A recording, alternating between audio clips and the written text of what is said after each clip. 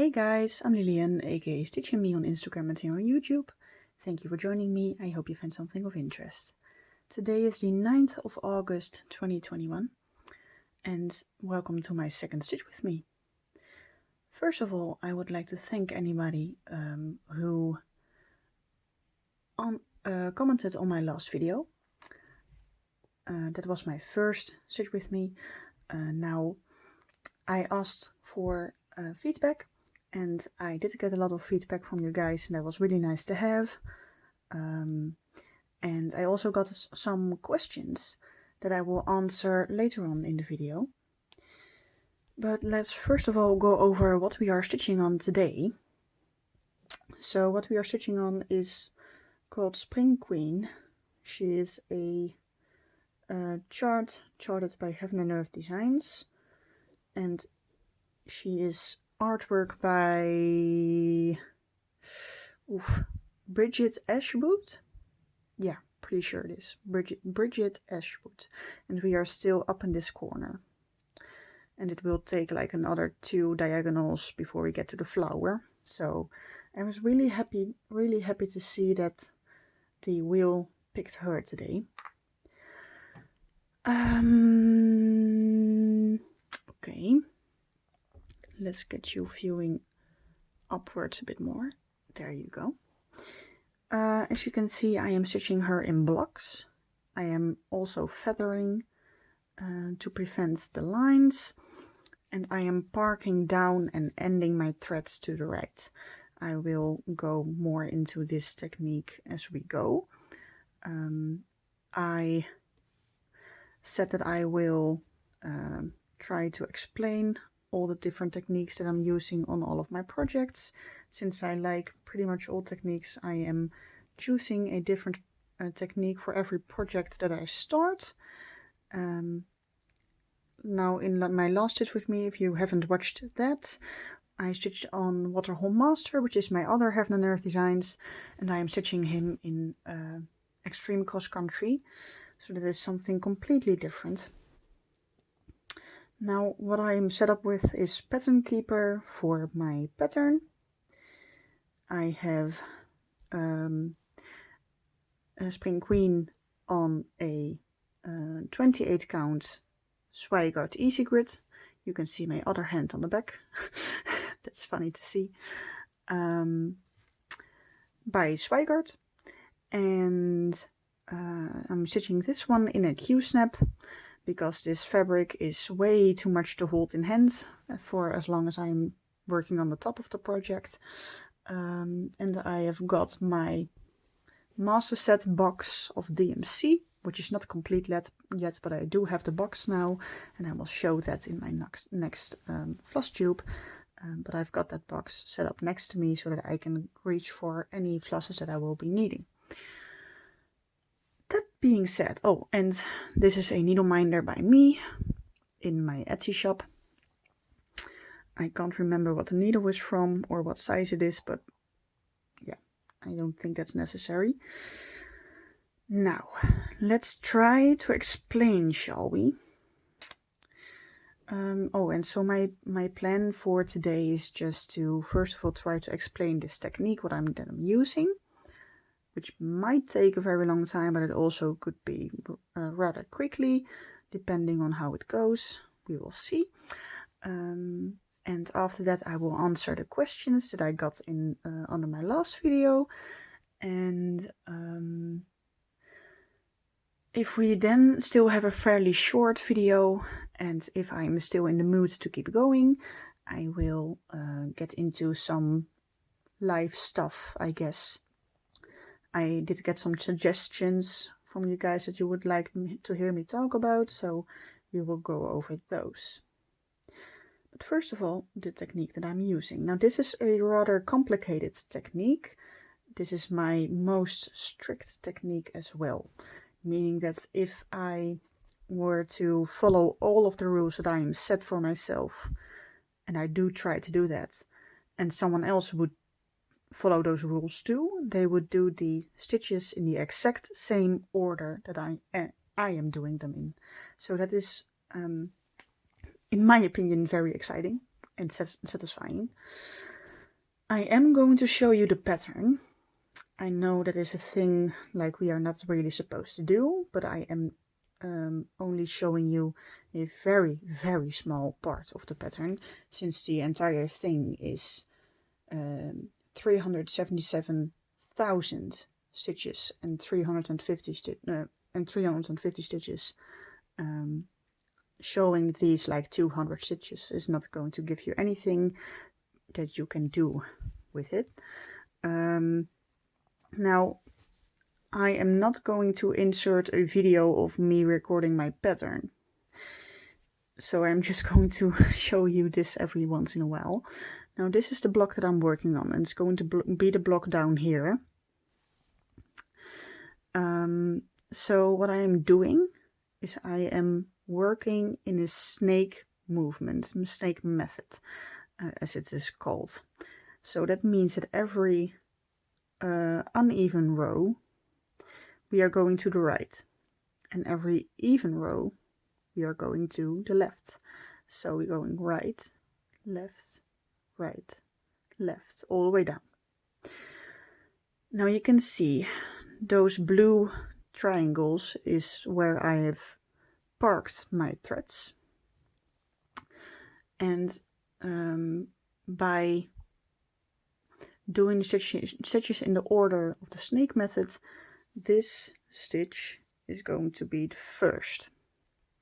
Now as you can see, that one is not parked. So what we will do is we will grab that color. It's 434. So I will look it up in my box.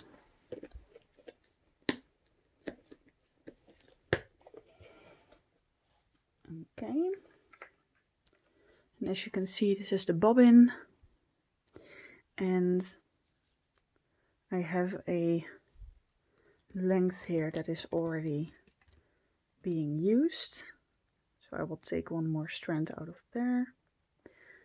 And I use the loop method to start my threads when I can. So I will just take one strand and I will fold it in half so that I will have a loop at the end. And we will put the rest of the length back on the bobbin. There you go, put it back in the box. So this is my length.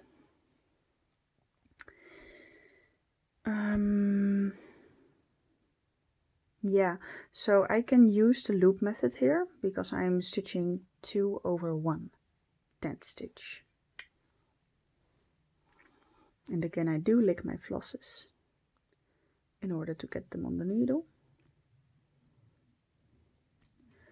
So I folded it in half, put it through the needle, and here I am leaving just a little bit more length with the loop than with the other end. So doing the loop start. Now this is not a tutorial, this is not how you should start threads, this is just how I do it on this piece. So I keep pulling until I have a little loop left.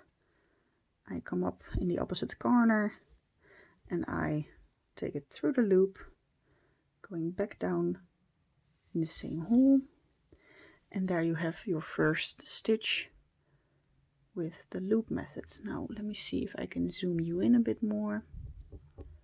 I'm sorry for the shaking.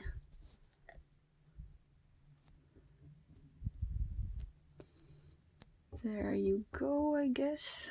Yeah.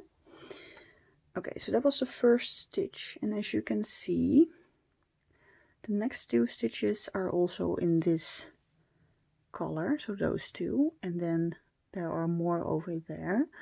And I will stitch those and then come back to you, explain the next part.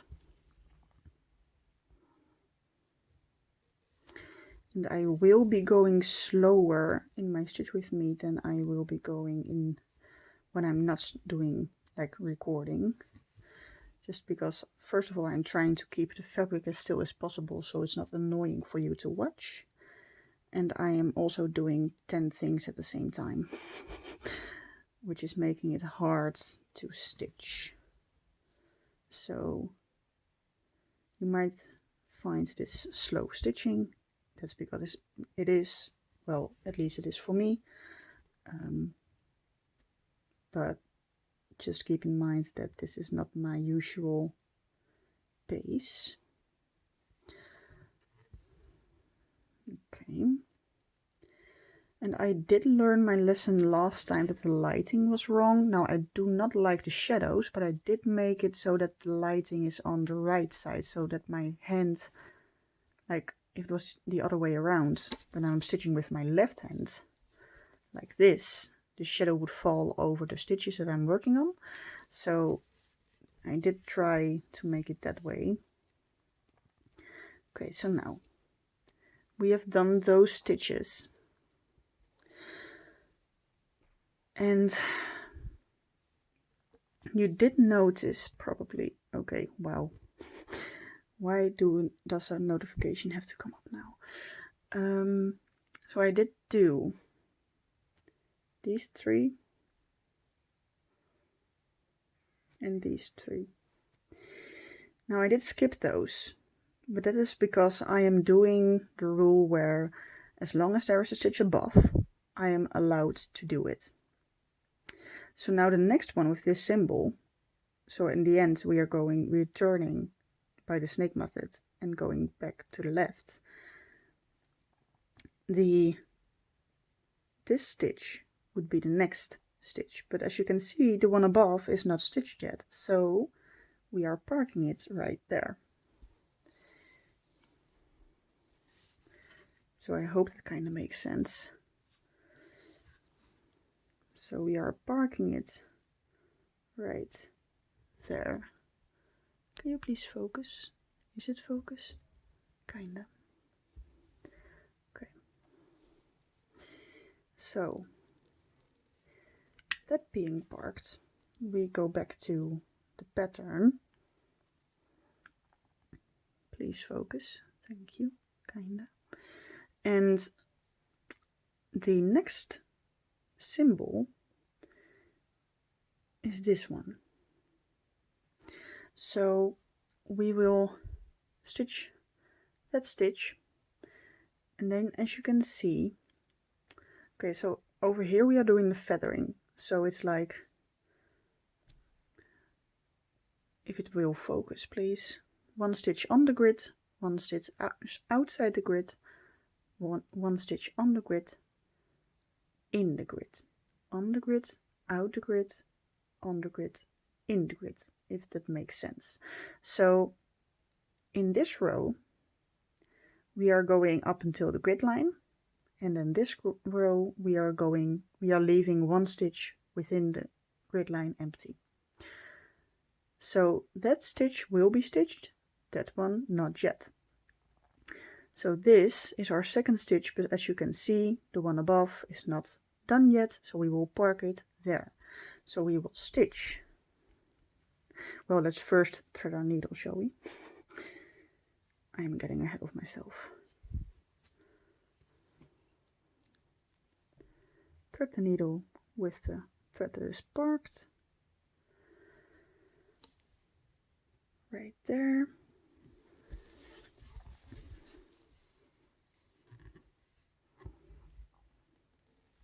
Stitch it, and like I said before, we are going to park it right there. So yes, this is a lot of threading and unthreading needles, I know. This is slow going, but I still like the complex method and system, so that is just something my brain likes. But I don't like the speed of this, and that's just another reason why I do all of these different methods, because I have reasons to like them all. Okay, so now we have stitched, if it will focus please, that one, and we have parked it there. and that symbol is up next. So we will stitch that. That's the next symbol, but the one above is not stitched, so we will park it. So we will stitch this stitch and we will park down here. Yes. Right. So I hope everything up until now is clear. It's a little bit easier to explain with this pattern next to it, because I've tried to explain this in my floss tube, but that's just way too hard.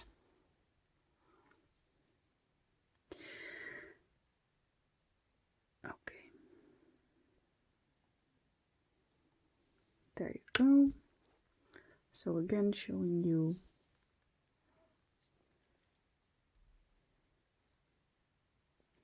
the one is stitched. We parked it there. Come on, thank you. And the next symbol is that one. Now, as you can see, that one we can do. Those two we can do because the ones above are stitched.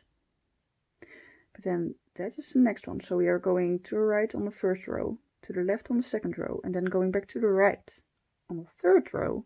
So that stitch is after those two. But the one above is not stitched, so we will park it there.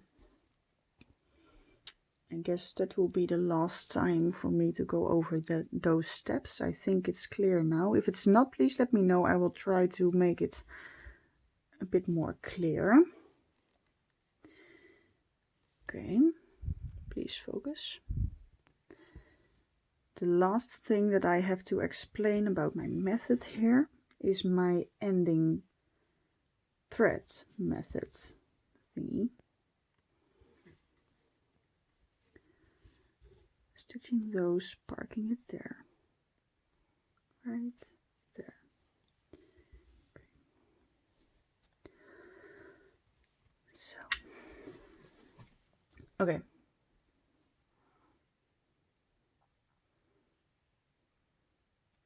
So I have stitched those, parked it there. Next one is that one. Okay. Now what I do is I park in the block down and I end 2 blocks to the right. So I park down just 1 block, and if it is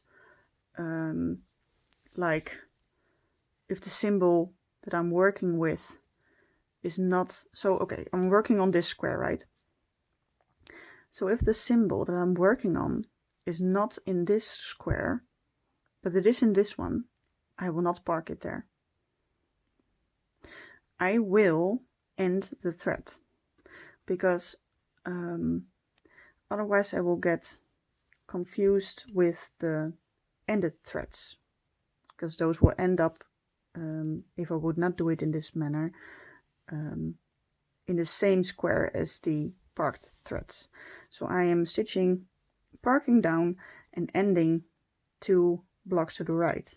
So as you can see, this ended thread, for example, that one came from this square. So I was stitching in here and needed to end the thread, and I ended it there.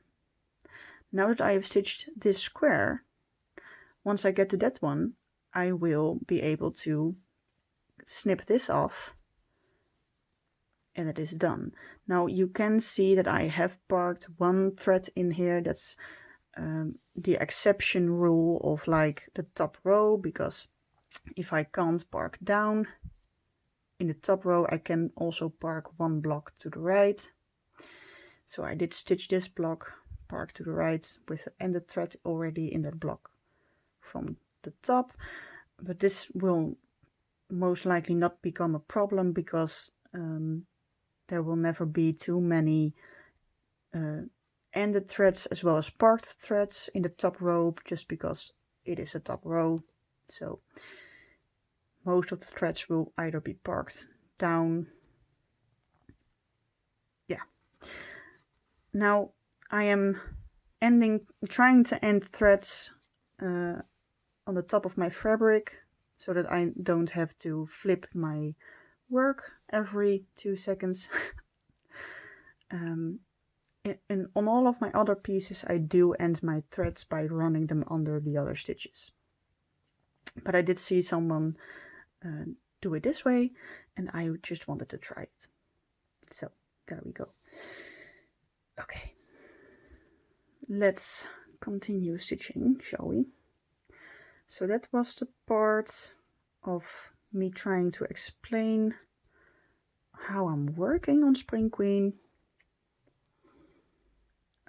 Again, if you didn't understand something, please let me know. Okay.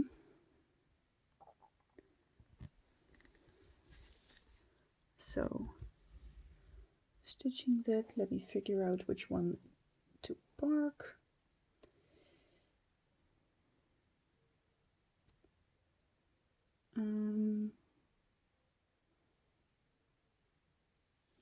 Yeah, so there.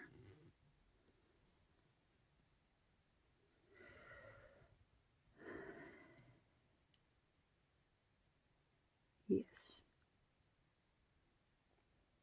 Right.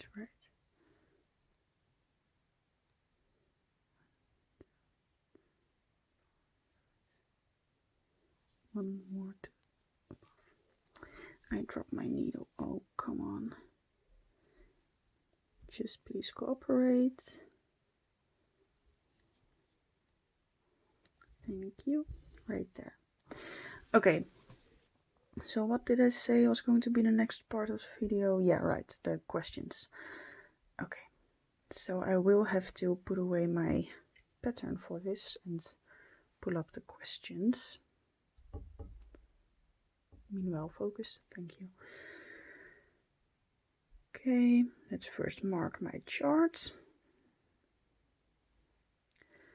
Okay. Pull up my video. I will not show the, if it will load, please. Yeah, I will not show or say the names of the commenters, just because I don't know if they want me to. So, okay, so someone asked me for Waterhole Master. So when I'm done with the 310, what will I work on? Now I can check for you, but it will probably be the next, the color will probably next be the one with the least amount of stitches. So this is Waterhole Master.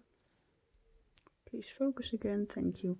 So going through the colors, 33, 40, 20. Okay, so the one with 20. So 3765 is probably going to be the one with the least amount of stitches. So I will work on that color next. So that is now answered. Also, she asked, stitching in hand. Have you tried hoop and Q-snap or something else? And just don't like it, or have you just always stitched in hand, so that is how you work? Well, as you can see, I'm currently working in a Q-snap, and I also work with Twilight Bridge in a hoop. So I work with everything basically. It just depends on the fabric, both the size and the structure, and just what I have laying around and what I'm used to on that project. Turns out everything basically works for me most of the time.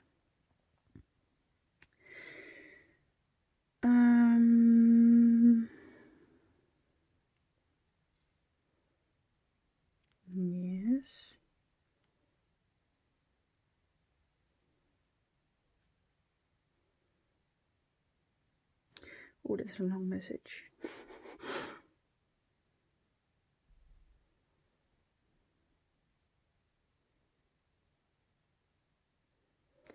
Okay. Yeah, and I also got another question with the cross-country stitching, the extreme cross-country stitching that I'm doing on Waterhole Master. She mentioned that you usually only notice the mistakes you made once you start filling in the other colors. And that is a fair point. Yes.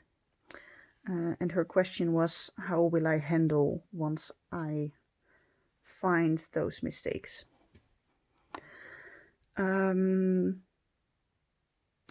First of all, I knock on wood, am pretty confident that I didn't make a lot of mistakes.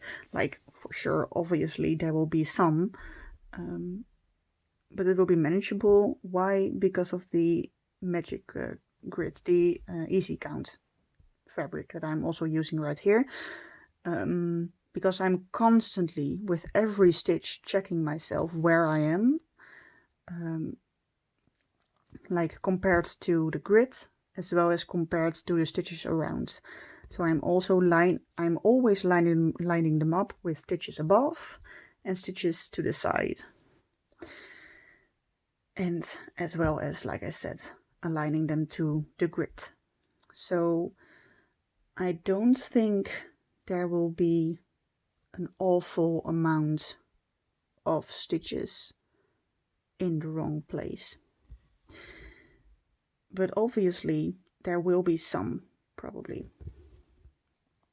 And when I find those, I guess it will depend on the situation. Like, if there is a color, like, is it just one stitch, or is it like the entire blob is off, like 200 stitches, or can I fudge it? Like, will it, is like a white stitch supposed to be black? Like, is it that much of a difference? And I will very likely rip it out and start over. But if like a red color was supposed to be a slightly different red color, I might just leave it. So it really depends on the entire situation before I can say what I will do about it. But I am a person that really likes to have as little as possible mistakes in the pattern. So if I notice that there is a mistake and it is possible for me to take it out, I probably will. But like I said, I am very aware that extreme cross country is prone to making mistakes. I will I am constantly checking myself. So that way I hope it will turn out okay. Okay, so those were the questions that I got.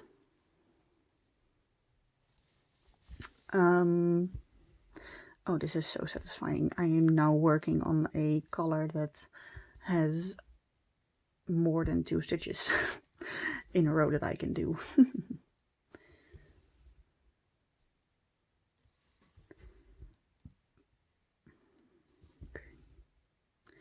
So those were all the questions that I've got. We are 30 minutes in. That is a nice number. I would like to have a little bit more. So I will keep on talking for a bit. First of all, I got a suggestion to, from now on, do the live updates in my Stitch With Me. Now, that was something that I considered myself just before someone mentioned it. and that is something that I would like to try. So first of all, my life update. I did not think this through, and I did not prepare for doing a live update, so I will just make something up right now. How long ago is it since you've had a last live update from me? Well, so my internship is done. I am now working at those tables for the rest of August. I am also still working as a waitress. Both of the jobs are going great.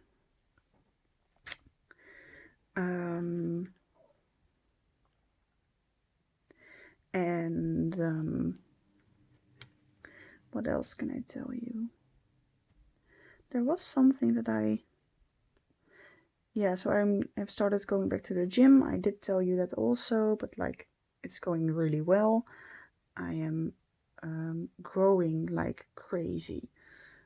Well, not like in my physique yet. Well, I can see some difference, don't get me wrong, but in strength, like squatting, for example, I was trying first of all, I was trying with a empty bar and it was so darn heavy. Like I was shaking trying to do 3 sets of 10 reps with an empty bar, and I currently am squatting with 45 kilos, so that is what, 90 pounds?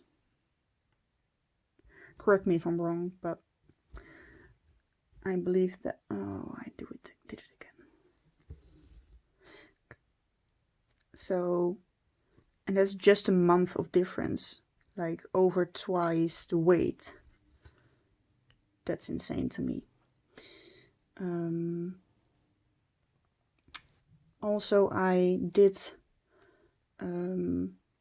fill out a application form for basically a dorm room. There's no, at least I cannot come up with the actual word for it in English, but since in September I'm going back to school, it's no longer my internship, but I'm going to start with my major and my minor next year. I have applied for the same room basically that I was in, well, in the same complex, so the same building that has over 500 apartments, especially for students. So they are just basically tiny apartments where you have everything. So you have your own bathroom with a shower and a toilet and a sink. And then you have your own little kitchen block. And in that same room is your bed and your table/desk. But it works. It's perfect for what you need in this stage of life. Oh, you guys, it's so hard to count and talk at the same time. But I'm at the right spot, I'm pretty sure. So yeah.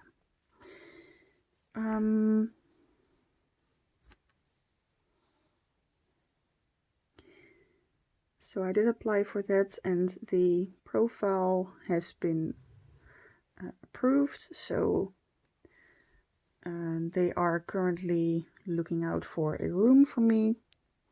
So whenever they know what room will be available, they will set up a contract and send it to me, and I will have time to look through it and just like sign it and stuff.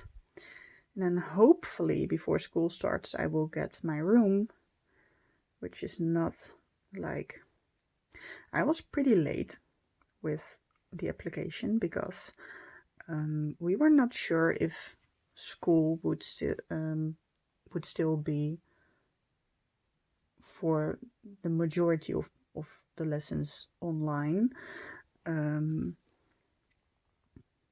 But turns out we are going back to the biggest part in real life. So yeah, I am going to have to be there for most of the days, probably. So I decided last minute to try to get a room in time, but it probably will be a bit late. But it's fine, it's fine. Yeah. This is a funny symbol. Look at that.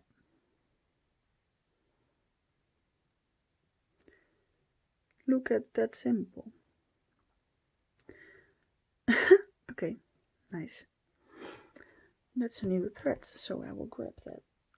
782.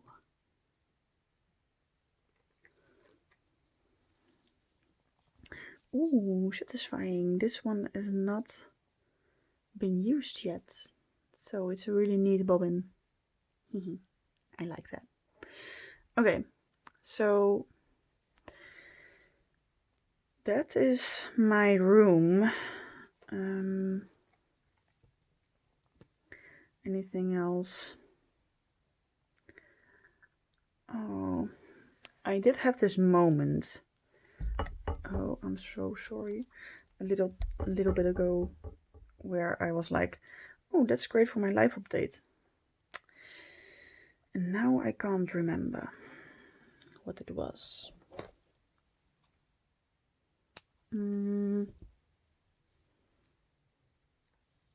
Well, okay, so more school stuff. Now that I have finished my internship, doesn't mean that I'm finished with, like, I've got my grade. I still have to write 2, well, not essays. What do you call them? Never mind. Just 2 documents I have to make. Like, during the internship, I had to make an assignment which for me was making a PDF file for them to put on their site, containing an explanation for why they are keeping the animals the way they are, and what benefits it has, and why it's they are not doing it in a different way. So basically, all the arguments that I could find with studies to support it and stuff. And that's basically done. I'm just waiting for some pictures to be sent to me so that I can put those in the file. And once that is done, the PDF will be done. And then for school, I have to make a document including that PDF. And also like describing my process. So what did I do to get this product? What was the plan? What did not go to plan? Was there, like, did the actual product differ from the original assignment? And why did you change it? So that I am almost done with. And there's also a what's called a process. So okay, what I'm just told you was the product assignment, and then I'm just going to call it an assignment.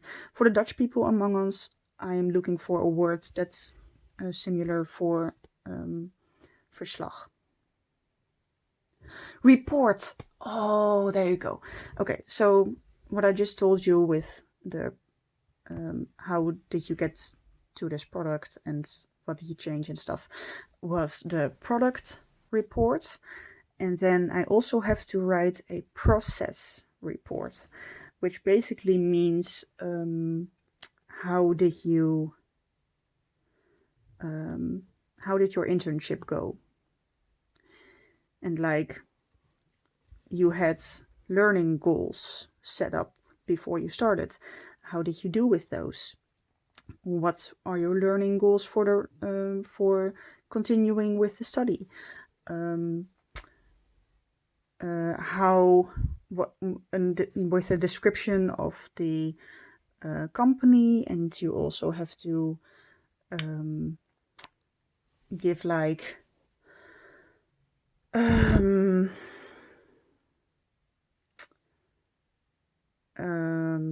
doing all kinds of stuff at the same time is so hard. And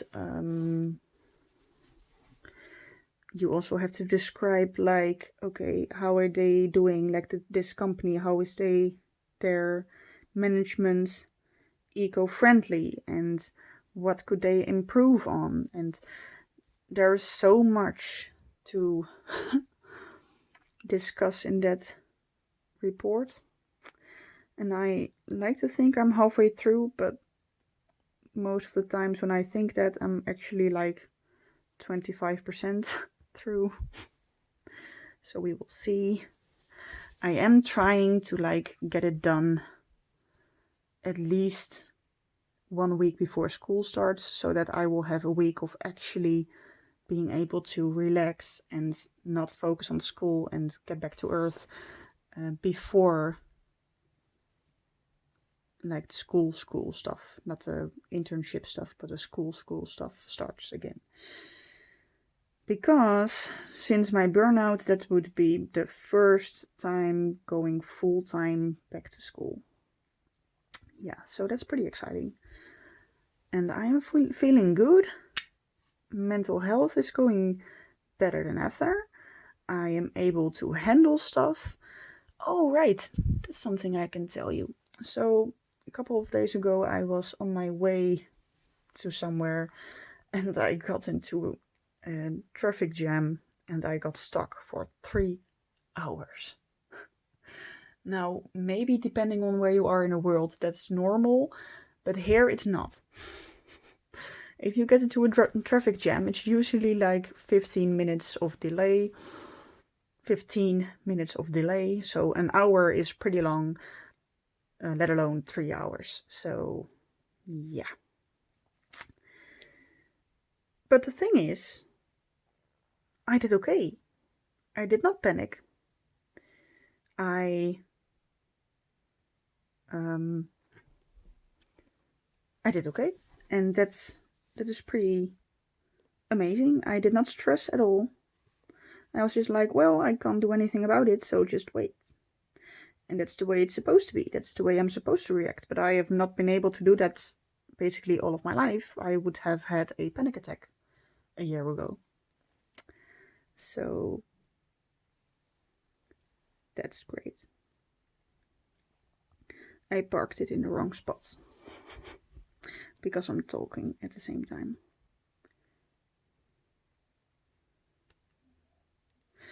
So I guess that's life updates. Like, I'm doing fine. There's nothing much to tell you. I did get a lot of assurance that it would be nice to talk about things I like, so random things I like, being like I recently got into skincare, my workout schedule I could talk about. What else? What did I just... Oh yeah, and my bullet journal. Someone asked for me to show that. I will. Stuff like that. So I will go over that in other Stitch With Me's when I need to. So when I need to add in time, basically. I feel like I've been rambling, but I also feel like that's supposed to be like that in a Stitch With Me. So yeah, this is what we have done. Please focus. So from that grid line, so 3 rows basically in 1 stitch, and that is exactly 30 stitches. So I will show you Pattern Keeper. We have done that in 45 minutes. So slow. In 45 minutes I usually would have like completed the entire block. But it's okay, it's fine. And as you can see, we have done 30 stitches. And we are now up to 0.17% done. Now, let me just show you where the flower will come up. So showing you the mock-up just once more. Whoops. This was the mock-up. Please focus. So we are working in that corner, so please look at that arch and the flower. Okay, so this is that arch. So that means that this will be the flower. Yeah, see? That's pinkish color. So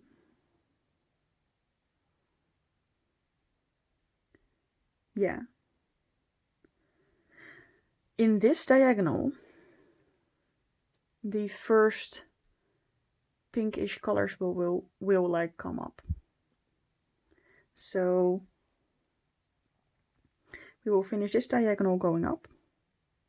And then because of the way I'm parking and ending threads, I can't like go down and then go up and then go down in my diagonals like I'm doing with Twilight Bridge. I have to always go from the bottom up. So we will come back down, and then the third block will be where the first flower piece will appear. So that's exciting. So we have got to finish this block, and then 1, 2, 3, 4, 5, 6 more, or like 5 blocks, and then the 6th one will be with flower. So that's exciting. Okay. I'm going to end it right here. Let's try and finish it in a very nice looking way with the mock-up next to it. Look at it being pretty. Now that's what I've been looking at, like this color is so much more like goldish and this is so brown. So I hope that's supposed to be like that, and I hope it still will turn out like goldish once we finish more of it, but we will see. It will still be pretty because, you know, it's heaven and earth. How can't it be pretty? How can it like not be pretty? I will leave it at this. Thank you for watching.